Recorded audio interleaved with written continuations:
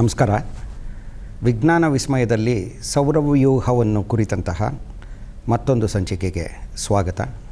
ಇವತ್ತು ನಾವು ಈ ಸಂಚಿಕೆಯಲ್ಲಿ ಕ್ಷುದ್ರ ಗ್ರಹಗಳ ಬಗ್ಗೆ ಅಂದರೆ ಆಸ್ಟ್ರಾಯ್ಡ್ಗಳ ಬಗ್ಗೆ ತಿಳಿದುಕೊಳ್ಳೋಣ. ಈ ಕ್ಷುದ್ರ ಗ್ರಹಗಳು ಅನ್ನುವಂತಹ ಆಕಾಶಕಾಯಗಳು ಬಹಳ ವಿಸ್ಮಯಕಾರಿಯಾದವು. ಮನುಷ್ಯನಿಗೆ ಸಾವಿರಾರು ವರ್ಷಗಳಿಂದ ಪರಿಚಯ ಇರೋದು ಗ್ರಹಗಳು. ಯಾಕಂದರೆ ಈ ಗ್ರಹಗಳು ಅನ್ನುವಂತಹ ಬೆಳಕಿನ ಚುಕ್ಕಿಗಳು ನಕ್ಷತ್ರಗಳ ಹಿನ್ನೆಲೆಯಲ್ಲಿ ವಾರದಿಂದ ವಾರಕ್ಕೆ ಅಥವಾ ತಿಂಗಳಿನಿಂದ ತಿಂಗಳಕ್ಕೆ ತಮ್ಮ ಸ್ಥಾನವನ್ನು ಆಗಸದಲ್ಲಿ ಬದಲಿಸುತ್ತಿದ್ದುದನ್ನು ಮಾನವ ಗಮನಿಸಿದ. ಅದೇ ರೀತಿ ಸೂರ್ಯ ಬೆಳಗ್ಗೆ ಪೂರ್ವದಲ್ಲಿ ಹುಟ್ಟಿ ಸಂಜೆ ಪಶ್ಚಿಮದಲ್ಲಿ ಮುಳುಗೋದು, ಚಂದ್ರನು ಆಗಸದಲ್ಲಿ ರಾತ್ರಿಯ ಆಗಸದಲ್ಲಿ ಪ್ರಮುಖವಾಗಿ ಕಾಣಿಸ್ಕೊಳ್ಳೋದು, ಇದೆಲ್ಲ ಗಮನಿಸಿದ್ದ. ಹೀಗಾಗಿ ಆಕಾಶಕಾಯಗಳು ಅಂದರೆ ಮನುಷ್ಯನಿಗೆ ಗೋಲಾಕಾರದ್ದು ಅಥವಾ ವೃತ್ತಾಕಾರದ್ದು ಅಥವಾ ಬೆಳಕಿನ ಚುಕ್ಕಿಗಳು ಈ ರೀತಿ ಪರಿಚಯ ಆಯಿತು. ಆದರೆ ಈ ಕ್ಷುದ್ರ ಗ್ರಹಗಳು ಅನ್ನುವಂತಹ ಆಕಾಶಕಾಯಗಳು ಬಹಳ ಪುಟ್ಟದಾದ ಆಕಾಶಕಾಯಗಳು. ಗ್ರಹಗಳಿಗೆ ಹೋಲಿಸಿದಲ್ಲಿ ಇವುಗಳಲ್ಲಿ ಬಹುತೇಕವುಗಳ ಗಾತ್ರ ತುಂಬ ಕಡಿಮೆ ಅಂತಲೇ ಹೇಳ್ಬೋದು. ಕೆಲವು ದೊಡ್ಡ ಕ್ಷುದ್ರ ಗ್ರಹಗಳು ಇದೆ.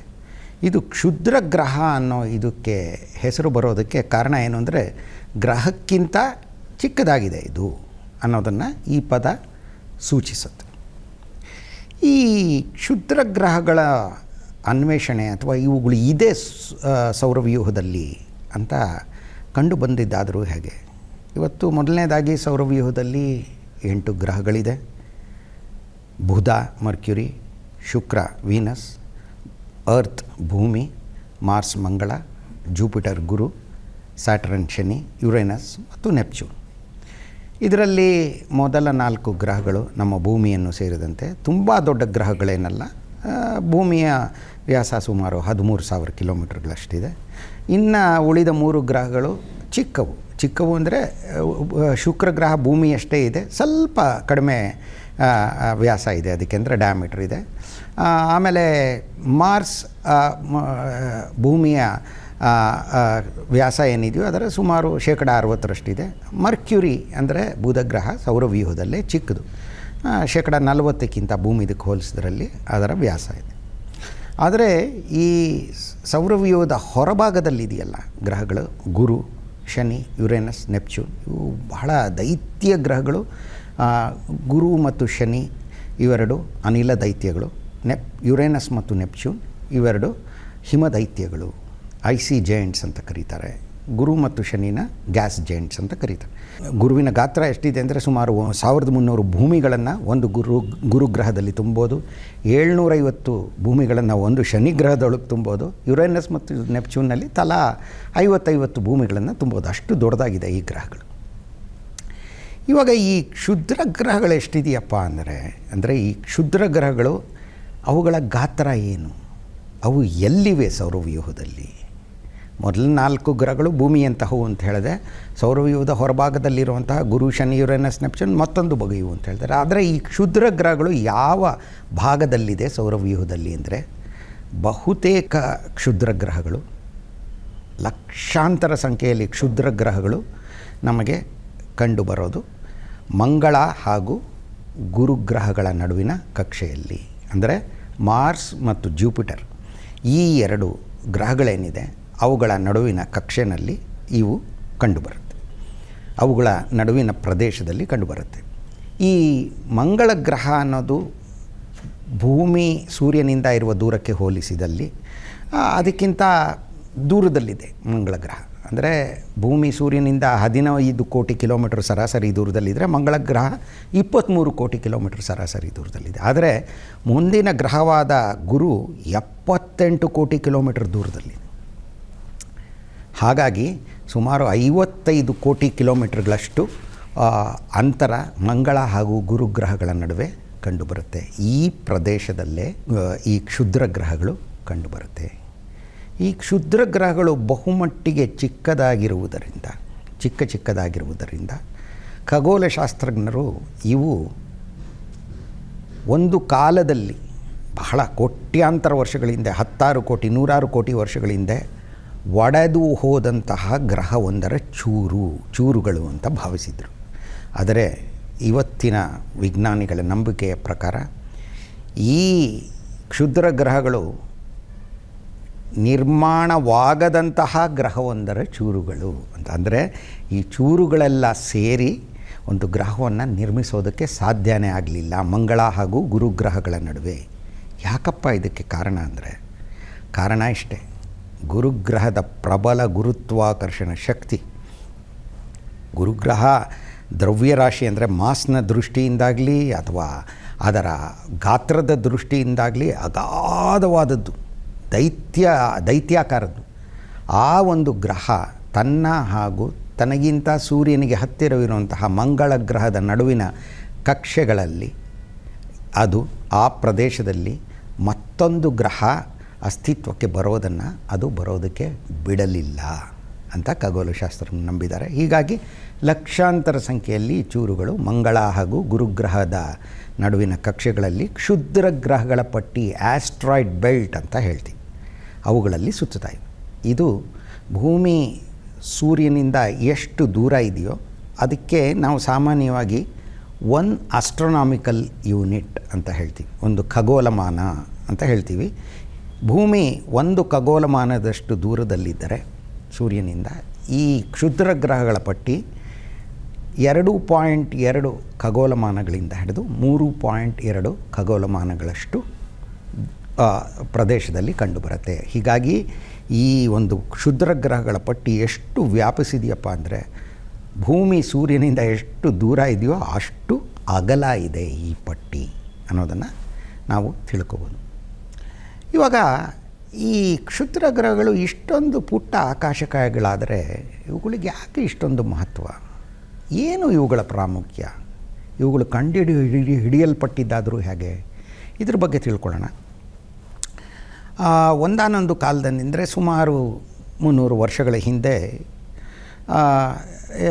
ಕೆಲವು ಖಗೋಳಶಾಸ್ತ್ರಜ್ಞರು, ವಿಲ್ಹೆಲ್ಮ್ ಬೋರ್ಡ್ ಅನ್ನುವಂತಹ ಒಬ್ಬ ಖಗೋಳ ವಿಜ್ಞಾನಿ ಜರ್ಮನಿನವರು, ಇನ್ನೊಬ್ಬರು ಟಿಟಿಎಸ್ ಅಂತ ಮತ್ತೊಬ್ಬ ಖಗೋಳ ವಿಜ್ಞಾನಿ, ಇವರಿಬ್ಬರೂ ಸೇರಿ ಒಂದು ಸೂರ್ಯನಿಂದ ಗ್ರಹಗಳು ಯಾವ ದೂರದಲ್ಲಿದೆ ಅನ್ನೋದನ್ನು ಲೆಕ್ಕಿಸಿ ಅದನ್ನು ಲೆಕ್ಕ ಹಾಕಿ ಗುರು ಹಾಗೂ ಮಂಗಳ ಗ್ರಹಗಳ ನಡುವೆ ಮತ್ತೊಂದು ಗ್ರಹ ಇರಬಹುದು ಅನ್ನುವಂತಹ ಒಂದು ತರ್ಕಕ್ಕೆ ಬಂದಿದ್ದರು. ಹಾಗಾಗಿ ಅಂತಹ ಗ್ರಹ ಒಂದಿದೆಯಾ ಗುರು ಹಾಗೂ ಮಂಗಳ ಗ್ರಹಗಳ ನಡುವೆ ಅನ್ನೋದ್ರ ಬಗ್ಗೆ ಅದನ್ನು ಹುಡುಕೋ ಕೆಲಸ ನಡೆದಿತ್ತು.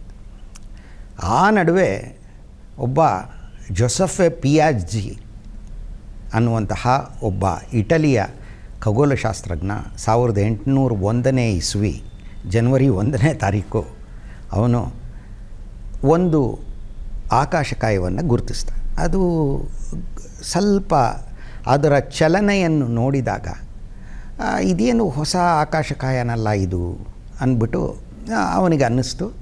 ಅದಾದ ಮೇಲೆ ಜರ್ಮನಿಯ ಒಬ್ಬ ಅಪ್ರತಿಮ ಗಣಿತಶಾಸ್ತ್ರಜ್ಞ ಕಾರ್ಲ್ ಫ್ರೆಡ್ರಿಕ್ ಗೌಸ್ ಅಂತ ಇದ್ದ.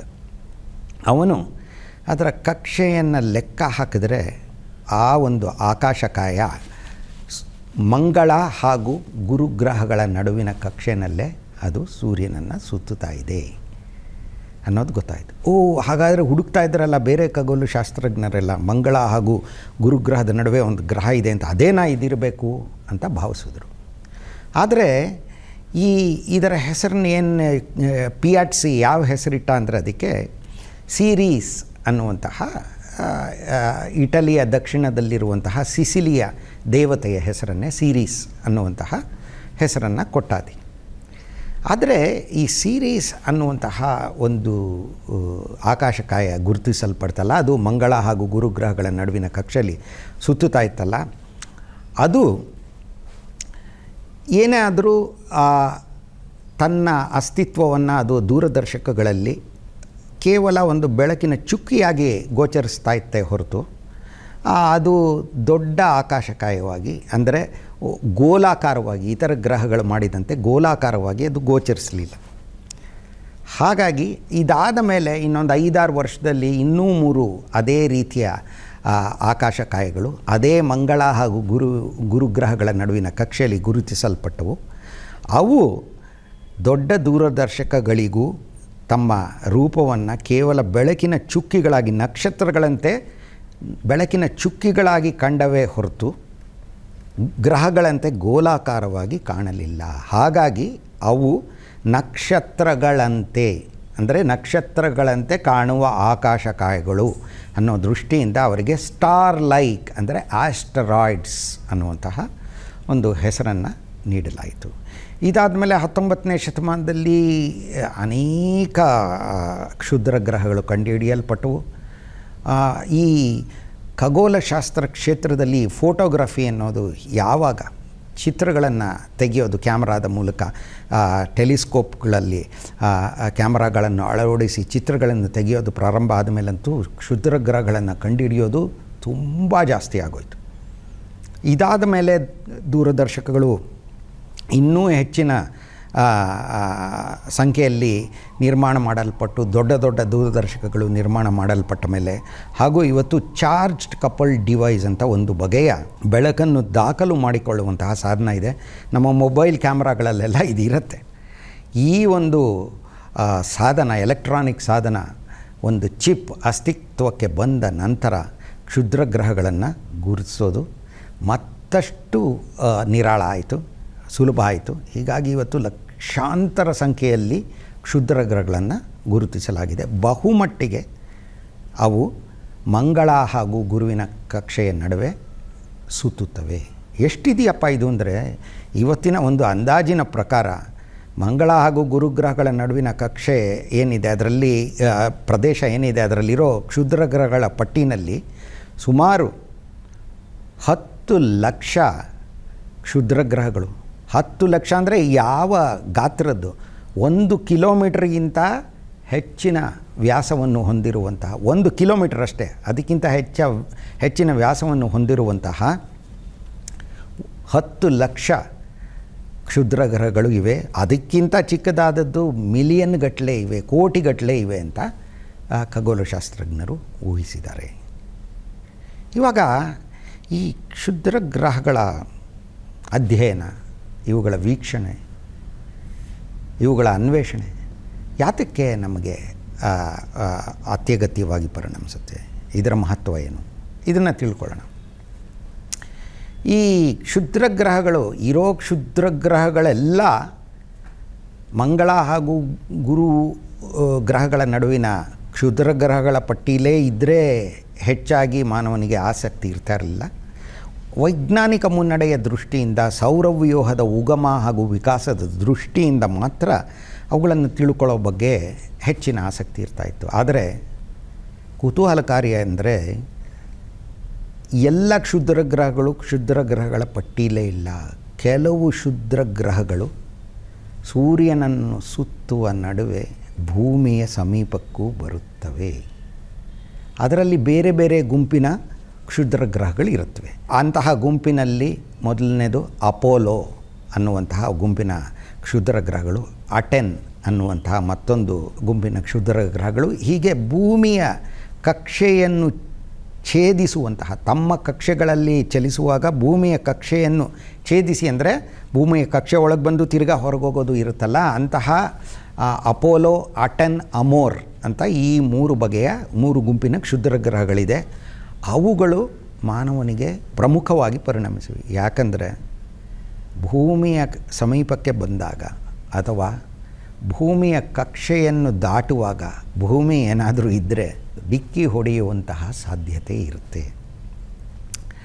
ಇವತ್ತು ಭೂಮಿಯ ಮೇಲೆ ಇರುವಂತಹ ಜೀವಿಗಳಲ್ಲಿ ಡಾಮಿನೆಂಟ್, ಅಂದರೆ ಆಧಿಪತ್ಯನ ಸಾಧಿಸಿರುವವನು ಬುದ್ಧಿಜೀವಿಯಾದ ಮನುಷ್ಯ. ಇವತ್ತು ಯಾರಾದರೂ ನಮಗೆ ಗೊತ್ತಿಲ್ಲದಂಗೆ ಬೇರೆ ಲೋಕಗಳಿಂದ ಬುದ್ಧಿಜೀವಿಗಳು ಬಂದರೆ, ಮೊದಲನೇದಾಗಿ ಅವರು ಇದ್ದಾರೆ ಅಂತ ನಾನು ಹೇಳೋದಿಲ್ಲ, ಯಾಕಂದರೆ ಖಚಿತವಾಗಿ ಗೊತ್ತಿಲ್ಲ ನಮಗೆ. ಅವರೇನಾದರೂ ಬಂದು ನೋಡಿದರೆ ಭೂಮಿ ಯಾರದ್ದು ಅಂದರೆ ಭೂಮಿ ಮಾನವರದ್ದು ಅಂತ ಖಂಡಿತ ಹೇಳ್ಬೋದು ಅವರು. ಆದರೆ ಸುಮಾರು 25 ಕೋಟಿ ವರ್ಷಗಳಿಂದ 6.5 ಕೋಟಿ ವರ್ಷಗಳವರೆಗೂ, ಈವರೆಗಿನ ಅವಧಿಯಲ್ಲಿ, ಅಂದರೆ ಇಂದಿನಿಂದ 25 ಕೋಟಿ ವರ್ಷಗಳ ಹಿಂದೆ ಹೋಗೋಣ, ಅಲ್ಲಿಂದ 6.5 ಕೋಟಿ ವರ್ಷ, ಇಲ್ಲಿಂದ 6.5 ಕೋಟಿ ವರ್ಷಗಳಿಗೆ ಏನಿತ್ತೋ ಆ ಕಾಲದ ತನಕ ಹೋಗೋಣ. ಇವೆರಡರ ನಡುವಿನ ಅವಧಿಯಲ್ಲಿ ಮೀಸೋಝೋಯಿಕ್ ಎರಾ ಅಂತ ಹೇಳ್ತಾರೆ ಭೂಮಿ ಮೇಲೆ. ಆವಾಗ ಭೂಮಿಯ ಮೇಲೆ ತಮ್ಮ ಆಧಿಪತ್ಯವನ್ನು ಸಾಧಿಸಿದ್ದವು ಡೈನೋಸಾರ್ಗಳು, ದೈತ್ಯ ಸರೀಸೃಪಗಳು ಅಂತ ಹೇಳ್ತೀವಿ. ಆದರೆ ಸುಮಾರು 6.5 ಕೋಟಿ ವರ್ಷಗಳ ಹಿಂದೆ ದೈತ್ಯ ಸರೀಸೃಪಗಳು ಅಂದರೆ ಡೈನೋಸಾರ್ಗಳು ವಿನಾಶ ಹೊಂದಿದವು, ನಾಶ ಆದವು. ಇದಕ್ಕೆ ಕಾರಣ ಅನೇಕ ವಿಜ್ಞಾನಿಗಳು ಇವತ್ತು ಹೇಳೋದು, ಸುಮಾರು 10 ಕಿಲೋಮೀಟರ್ ಇದ್ದಂತಹ ಒಂದು ಕ್ಷುದ್ರ ಗ್ರಹ ಭೂಮಿಯನ್ನು ಗಂಟೆಗೆ 1000 ಕಿಲೋಮೀಟರ್ ವೇಗದಲ್ಲಿ ಬಂದು ಅಪ್ಪಳಿಸಿದುದರಿಂದ ಭೂಮಿಯ ಇತಿಹಾಸನೇ ಬದಲಾಯಿತು. ಭೂಮಿಯ ಮೇಲಿನ ಡೈನೋಸಾರ್ಗಳು ನಾಶವಾದವು ಅಂತ ಹೇಳ್ತಾರೆ. ಹೀಗಾಗಿ ಕ್ಷುದ್ರಗ್ರಹಗಳ ಪಟ್ಟಿಲೇ ಇದ್ದರೆ ಏನೋ ವೈಜ್ಞಾನಿಕವಾಗಿ ಇದು ಯಾಕೆ, ಏನು, ಸೌರವ್ಯೂಹಕ್ಕೆ ಇವುಗಳ ಕೊಡುಗೆ ಏನು, ಇದ್ರ ಬಗ್ಗೆ ಮಾನವ ಹೆಚ್ಚಿನ ಪರಿಜ್ಞಾನನ ಹೊಂದೋದಕ್ಕೆ, ತನ್ನ ಕುತೂಹಲನ ತಣಿಸ್ಕೊಳ್ಳೋದಕ್ಕೆ ಬರೀ ಅಧ್ಯಯನ ಮಾಡ್ಬೋದಿತ್ತು. ಆದರೆ ಇವುಗಳಿಂದ ಭೀತಿ ಇರೋದರಿಂದ ಮಾನವನಿಗೆ ಕ್ಷುದ್ರಗ್ರಹಗಳ ಬಗ್ಗೆ ಹೆಚ್ಚಿನ ಆಸಕ್ತಿಯನ್ನು ತಳೆದಿದ್ದಾನೆ ಮಾನವ. ಯಾಕಂದರೆ ಒಂದು ಕಾಲದಲ್ಲಿ ಬಹುತೇಕ ಜೀವಿಗಳು, ಡೈನೋಸಾರ್ಗಳು ಸೇರಿದಂತೆ ನಶಿಸಿ ಹೋಗಿದ್ದು ಅದಕ್ಕೆ ಕಾರಣ ಕ್ಷುದ್ರಗ್ರಹ, ಒಂದು ಆಸ್ಟ್ರಾಯ್ಡ್ ಒಂದು ಭೂಮಿಗೆ ಡಿಕ್ಕಿ ಹೊಡೆದಿದ್ದು. ಯಾವಾಗ? 65 ಮಿಲಿಯನ್ ಇಯರ್ಸ್ ಬ್ಯಾಕ್ ಅಂತ ಇಂಗ್ಲೀಷ್ನಲ್ಲಿ ಹೇಳಿದರೆ ಸುಮಾರು 6.5 ಕೋಟಿ ವರ್ಷಗಳ ಹಿಂದೆ. ಈ ಅಪೋಲೋ, ಅಮೋರ್, ಅಟೆನ್ ಅಂತ ಹೇಳಿದೆ, ಇವು ಭೂಮಿಯ ಕಕ್ಷೆಯನ್ನು ದಾಟುವಂತಹ ಕ್ಷುದ್ರಗ್ರಹಗಳು ಅಥವಾ ಭೂಮಿಯ ಸಮೀಪಕ್ಕೆ ಬರುವಂತಹ ಕ್ಷುದ್ರಗ್ರಹಗಳು. ಇವುಗಳಲ್ಲದೆ ಇನ್ನೆಲ್ಲಾದರೂ ಇದೆಯಾ ಕ್ಷುದ್ರಗ್ರಹಗಳು? ಮತ್ತೊಂದು ಬಗೆಯ ಕ್ಷುದ್ರಗ್ರಹಗಳು ಇದೆ. ಅವು ಕ್ಷುದ್ರಗ್ರಹಗಳಾದರೂ ಗುರುಗ್ರಹದ ಕಕ್ಷೆಯಲ್ಲಿ ಗುರುಗ್ರಹಕ್ಕಿಂತ ಮುಂದೆ ಹಾಗೂ ಗುರುಗ್ರಹಕ್ಕಿಂತ ಹಿಂದೆ ಸುಮಾರು 60 ಡಿಗ್ರಿ ಕೋನದಲ್ಲಿ ಗುರುಗ್ರಹದ ಕಕ್ಷೆಯಲ್ಲೇ ಸುತ್ತುತ್ತಾ ಇವೆ ಸೂರ್ಯನನ್ನು. ಇವುಗಳಿಗೆ ಟ್ರೋಜನ್ ಕ್ಷುದ್ರಗ್ರಹಗಳು ಅಂತ ಹೇಳ್ತಾರೆ. ಇವುಗಳು ತುಂಬ ಆಸಕ್ತಿಯನ್ನು ಕೆರಳಿಸುವಂತಹ ಕ್ಷುದ್ರಗ್ರಹಗಳು. ಇವುಗಳ ಅನ್ವೇಷಣೆ ನಡೆಸುವುದಕ್ಕಾಗಿ ಲೂಸಿ ಅನ್ನುವಂತಹ ಒಂದು ಅಂತರಿಕ್ಷ ನೌಕೆನ, ರೋಬಾಟ್ ಅಂತರಿಕ್ಷ ನೌಕೆನ ಇವತ್ತು ನಾಸಾ ಹಾರಿಬಿಟ್ಟಿದೆ. ಇವಾಗ ಈ ಕ್ಷುದ್ರಗ್ರಹಗಳು ಮಾಡಲ್ಪಟ್ಟಿರೋದು ಯಾವುದರಿಂದ? ಇವುಗಳ ಸಂಯೋಜನೆ ಏನು?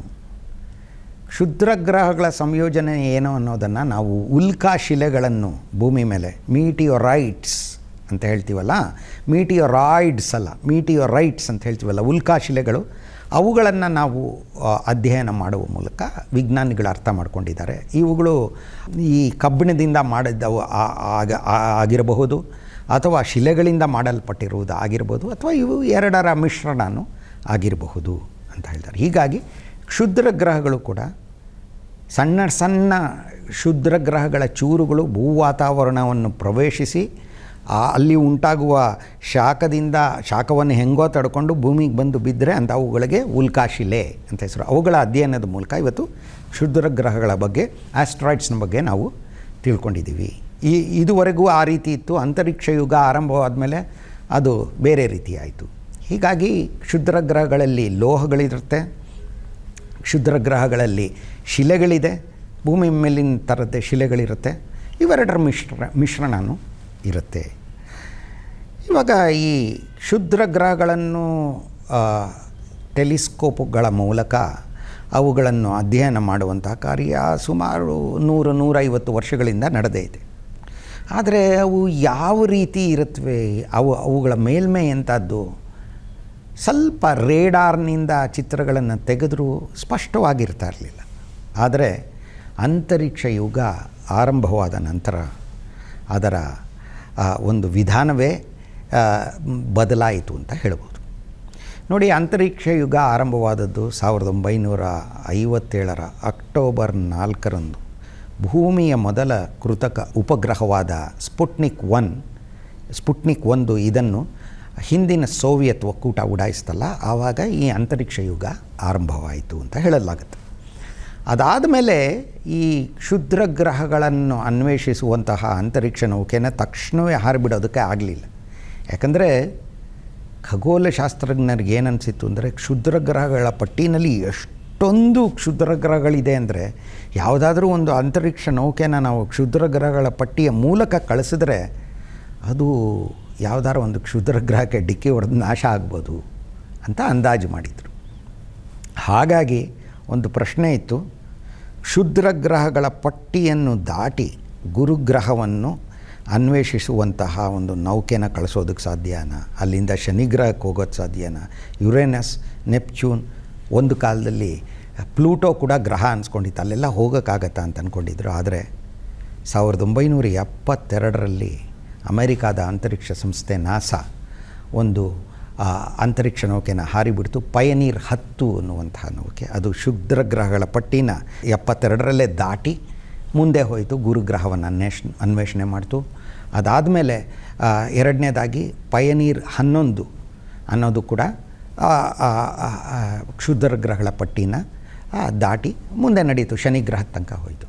ಆದರೆ ಕ್ಷುದ್ರ ಗ್ರಹ ಒಂದರ ಚಿತ್ರವನ್ನು ತೆಗೆದಂತಹ ನೌಕೆ ಗ್ಯಾಲಿಲಿಯೋ, ಅದು 1992-93 ಸುಮಾರಿಗೆ ಗ್ಯಾಸ್ಪ್ರಾ ಅನ್ನುವಂತಹ ಒಂದು ಕ್ಷುದ್ರ ಗ್ರಹದ ಚಿತ್ರನ ತೆಗೀತು. ಅದಾದಮೇಲೆ ಐಡಾ ಅನ್ನುವಂತಹ ಮತ್ತೊಂದು ಕ್ಷುದ್ರ ಗ್ರಹದ ಚಿತ್ರವನ್ನು ತೆಗೀತು. ಇಲ್ಲಿ ಮತ್ತೊಂದು ವಿಚಾರ ಜ್ಞಾಪಕ ಬರುತ್ತೆ. ಸೀರೀಸ್ ಅನ್ನುವಂತಹ ಅತಿ ದೊಡ್ಡ ಕ್ಷುದ್ರ ಗ್ರಹವನ್ನು ಬಿಟ್ಟರೆ ಮಿಕ್ಕ ಬಹುತೇಕ ಕ್ಷುದ್ರ ಗ್ರಹಗಳು ಆಲೂಗಡ್ಡೆ ಆಕಾರದಲ್ಲಿರುತ್ತವೆ, ಅವು ಗೋಲಾಕಾರದಲ್ಲಿರಲ್ಲ. ಅವು ಆಲೂಗಡ್ಡೆಯ ಆಕಾರದ ಪುಟ್ಟ ಆಕಾಶಕಾಯಿಗಳು ಅಂತ ಹೇಳ್ಬೋದು. ಇವಾಗ ಐಡಾ ಅನ್ನುವಂತಹ ಚಿತ್ರ ನೀವು ನೋಡಿದ್ರೆ ಆಲೂಗಡ್ಡೆ ಥರನೇ ಕಾಣಿಸುತ್ತೆ ಆ ಕ್ಷುದ್ರ ಗ್ರಹ. ಅದಕ್ಕೂ ಒಂದು ಉಪಗ್ರಹನ ಗ್ಯಾಲಿಲಿಯೋ ನೌಕೆ ತೋರ್ತು. ಇದಾದ ಮೇಲೆ ಒಂದು ಅಮೆರಿಕಾದ ಮತ್ತೊಂದು ನೌಕೆ ನಿಯರ್ ಶೂಮಾಕರ್ ಅನ್ನುವಂತಹ ನೌಕೆ ಒಂದು ಕ್ಷುದ್ರ ಗ್ರಹದ ಮೇಲೇ ಈರೋಸ್ ಅನ್ನುವಂತಹ ಒಂದು ಗ್ರೀಕರ ಪ್ರೇಮ ದೇವತೆಯಾದ, ಪ್ರಣಯ ದೇವತೆಯಾದ ಈರೋಸ್ ಅದರ ಹೆಸರನ್ನೇ ಇಟ್ಟಂತಹ ಒಂದು ಕ್ಷುದ್ರ ಗ್ರಹದ ಮೇಲೆ ಅದನ್ನು ಸುತ್ತಾಕಕ್ಕೆ ಪ್ರಾರಂಭ ಮಾಡ್ತು, ಅದರ ಮೇಲೆ ಇಳೀತು. ಇದಾದ ಮೇಲೆ ನೋಡಿ, ಜಪಾನ್ ಹಾಯಾಬೂಸಾ 1, ಹಾಯಾಬೂಸಾ 2 ಅನ್ನುವಂತಹ 2 ರೋಬೋಟ್ ನೌಕೆಗಳನ್ನು ಕಳುಹಿಸಿದೆ. ಅವು 2 ಕ್ಷುದ್ರ ಗ್ರಹಗಳ ಸ್ಯಾಂಪಲ್ಸ್ ಅಂತ ನಾವು ಹೇಳ್ತೀವಿ, ಕಲ್ಲು ಮಣ್ಣುಗಳನ್ನು ಸಂಗ್ರಹಿಸಿಕೊಂಡು ಭೂಮಿಗೆ ತಂದಿವೆ. ಹಾಯಾಬೂಸಾ 1 ಅನ್ನೋದು ಇಟೊಕಾವಾ ಅನ್ನುವಂತಹ ಕ್ಷುದ್ರ ಗ್ರಹಕ್ಕೆ ಹೋಗಿ ಅಲ್ಲಿಂದ ಕಲ್ಲು ಮಣ್ಣುಗಳನ್ನು ಸಂಗ್ರಹಿಸಿಕೊಂಡು ತಂದಿದೆ. ಆಮೇಲೆ ರಿಯುಗು ಅನ್ನುವಂಥ ಮತ್ತೊಂದು ಕ್ಷುದ್ರ ಗ್ರಹಕ್ಕೆ ಹೋಗಿ ಹಾಯಾಬೂಸಾ 2 ತಂದಿದೆ. ಅದೇ ರೀತಿ ಅಮೇರಿಕಾದ ಒಸೈರಿಸ್ ರೆಕ್ಸ್ ಅನ್ನುವಂತಹ ನೌಕೆ ಬೆನ್ನು ಅನ್ನುವಂತಹ ಕ್ಷುದ್ರ ಗ್ರಹವನ್ನು ಸುತ್ತಿ ಅಲ್ಲಿಂದನೂ ಮೆಟೀರಿಯಲ್ಸ್ ಅಂತ ನಾವೇನು ಹೇಳ್ತೀವಿ ಅಂದರೆ ಕಲ್ಲು ಮಣ್ಣುಗಳನ್ನು ಸಂಗ್ರಹಿಸಿಕೊಂಡು ತಂದಿದೆ. ನೋಡಿ, ಇದೆಲ್ಲ ಯಾಕೆ ಅಂದರೆ ಕ್ಷುದ್ರ ಗ್ರಹಗಳಿಂದ ತನ್ನನ್ನು ತಾನು ರಕ್ಷಿಸಿಕೊಳ್ಬೇಕಾದ್ರೆ ಮಾನವ ಅವುಗಳು ಯಾವ ರೀತಿ ಯಾವ ವಸ್ತುಗಳಿಂದ ಮಾಡಲ್ಪಟ್ಟಿವೆ, ಅವು ಗಟ್ಟಿಯಾಗಿವೆಯೋ ಟೊಳ್ಳಾಗಿವೆಯೋ ಇದನ್ನೆಲ್ಲ ನಾವು ತಿಳ್ಕೋಬೇಕು. ಹೀಗಾಗಿ ಈ ದೃಷ್ಟಿಯಿಂದ ಸಾಕಷ್ಟು ಮುನ್ನಡೆ ಉಂಟಾಗಿದೆ. ಇವೆಲ್ಲಕ್ಕಿಂತ ಹೆಚ್ಚಾಗಿ ಡಾರ್ಟ್ ಅನ್ನುವಂತಹ ಒಂದು ನೌಕೆಯನ್ನು ನಾಸಾ, ಅಮೆರಿಕಾದ ಅಂತರಿಕ್ಷ ಸಂಸ್ಥೆ ನಾಸಾ, ಡೈಡಿಮೋಸ್, ಡೈಮಾರ್ಫೋಸ್ ಅಂತ 2 ಉಪಗ್ರಹಗಳು ಒಂದರ ಸುತ್ತ ಒಂದು ಸುತ್ತುತ್ತಾ ಇದೆ. ಅಂದರೆ ಒಂದರ ಸುತ್ತ ಒಂದಲ್ಲ, ಡೈಡಿಮೋಸ್ ಅನ್ನೋದ್ರ ಸುತ್ತ ಡೈಮಾರ್ಫೋಸ್ ಸುತ್ತುತ್ತಾ ಇತ್ತು. ಅದಕ್ಕೆ ಹೋಗಿ ಡೈಮಾರ್ಫಾಸ್ ಅನ್ನುವಂತಹ ಒಂದು ಪುಟ್ಟ ಕ್ಷುದ್ರ ಗ್ರಹಕ್ಕೆ ಅಪ್ಪಳಿಸಿ ಅದರ ಕಕ್ಷೆಯನ್ನು ಬದಲಿಸುವಲ್ಲಿ ಸಫಲವಾಗಿದೆ. ಇದೆಲ್ಲ ಯಾಕೆ? ಮುಂದೆ ಭೂಮಿಗೆ ಭೀತಿಯನ್ನುಂಟು ಮಾಡುವಂತಹ ಒಂದು ಕ್ಷುದ್ರ ಗ್ರಹ ಏನಾರು ಬಂದರೆ ಅದರತ್ತ ಹೋಗಿ ಅದನ್ನು ನಾಶ ಮಾಡುವಂತಹ ಅಥವಾ ಅದನ್ನು ಮತ್ತೊಂದು ಬದಿಗೆ ತಳ್ಳಿ ಭೂಮಿಗೆ ಡಿಕ್ಕಿ ಹೊಡೆಯದಂತೆ ಮಾಡುವಂತಹ ತಂತ್ರಜ್ಞಾನವನ್ನು ಅಭಿವೃದ್ಧಿಪಡಿಸುವುದು ಬಹುಮುಖ್ಯ. ಈಗ ಲೂಸಿ ಅನ್ನುವಂತಹ ಮತ್ತೊಂದು ನಾಸಾದ ನೌಕೆ ಟ್ರೋಜನ್ ಕ್ಷುದ್ರ ಗ್ರಹಗಳು ಅಂತ ಹೇಳಿದೆ. ಅವು ಗುರುಗ್ರಹದ ಕಕ್ಷೆನಲ್ಲೇ ಇವೆ. ಅವು ಗುರುಗ್ರಹದ ಜೊತೆನೇ ಮುಂದೆ ಹಿಂದೆ ಸೂರ್ಯನನ್ನು ಸುತ್ತುತ್ತಾ ಇವೆ ಅಂತ. ಅವು ನಮ್ಮ ಸೌರವ್ಯೂಹದ ಉಗಮವನ್ನು ತಿಳಿದುಕೊಳ್ಳುವಲ್ಲಿ ಬಹಳ ಮುಖ್ಯ. ಆ ನೌಕೆ ಅವುಗಳನ್ನು ಅನ್ವೇಷಿಸುವ ಸಲುವಾಗಿ ತೆರಳುತ್ತಾ ಇದೆ. ಹೀಗೆ ಇದ್ರ ಜೊತೆಗೆ ಮತ್ತೊಂದು ಅಮೆರಿಕಾದ ರೋಬೋಟ್ ನೌಕೆ ಕ್ಷುದ್ರ ಗ್ರಹಗಳಲ್ಲಿ ಇರಬಹುದಾದ ಖನಿಜಗಳನ್ನು ಅನ್ವೇಷಣೆ ಮಾಡುವ ಸಲುವಾಗಿ ಹೋಗ್ತಾ ಇದೆ. ಹೀಗೆ ಕ್ಷುದ್ರ ಗ್ರಹಗಳು 3 ದೃಷ್ಟಿಯಿಂದ ನಮಗೆ ಮುಖ್ಯವಾದವು. ಒಂದು, ಸೌರವ್ಯೂಹದ ಉಗಮವನ್ನು ತಿಳ್ಕೊಳ್ಳೋದಕ್ಕೆ, ವಿಕಾಸವನ್ನು ತಿಳ್ಕೊಳ್ಳೋದಕ್ಕೆ. ಎರಡನೇದು, ಅದರಲ್ಲಿರುವಂತಹ ಪದಾರ್ಥಗಳನ್ನು ಮುಂದೆ ಮಾನವ ಭವಿಷ್ಯದಲ್ಲಿ ಅವನ್ನು ಬಳಸ್ಕೊಳ್ಳೋದಕ್ಕೆ, ಅಂತರಿಕ್ಷದಲ್ಲಿ ಇನ್ನೂ ದೂರದ ಲೋಕಗಳತ್ತ ತೆರಳುವುದಕ್ಕೆ, ಅವುಗಳನ್ನು ಬಳಸ್ಕೊಳ್ಳೋದಕ್ಕೆ, ಅಂತರಿಕ್ಷದಲ್ಲೇ ಕೈಗಾರಿಕೆಗಳನ್ನು ಸ್ಥಾಪಿಸೋದಕ್ಕೆ. ಮೂರನೇದಾಗಿ ಅವುಗಳಿಂದ ಉಂಟಾಗುವ ಭೀತಿಯನ್ನು ನಿವಾರಿಸಿಕೊಳ್ಳೋದಕ್ಕೆ ಈ 3 ದೃಷ್ಟಿಗಳಿಂದನೂ ಕ್ಷುದ್ರ ಗ್ರಹಗಳ ಅಧ್ಯಯನ, ಕ್ಷುದ್ರ ಗ್ರಹಗಳ ಅನ್ವೇಷಣೆ ಬಹುಮುಖ್ಯ. ಈಗಾಗಲೇ ಸಾಕಷ್ಟು ನಡೆದಿದೆ, ಇನ್ನೂ ಮುಂದೆ ಸಹ ಇದು ನಡೆಯುತ್ತೆ. ಇನ್ನಷ್ಟು ಆಸಕ್ತಿದಾಯಕವಾದ ಕುತೂಹಲಕಾರಿಯಾದ ಅಂಶಗಳು ಹೊರಬರುತ್ತವೆ ಅಂತ ಖಂಡಿತ ನಾವೆಲ್ಲರೂ ಆಶಿಸೋಣ. ನಮಸ್ಕಾರ.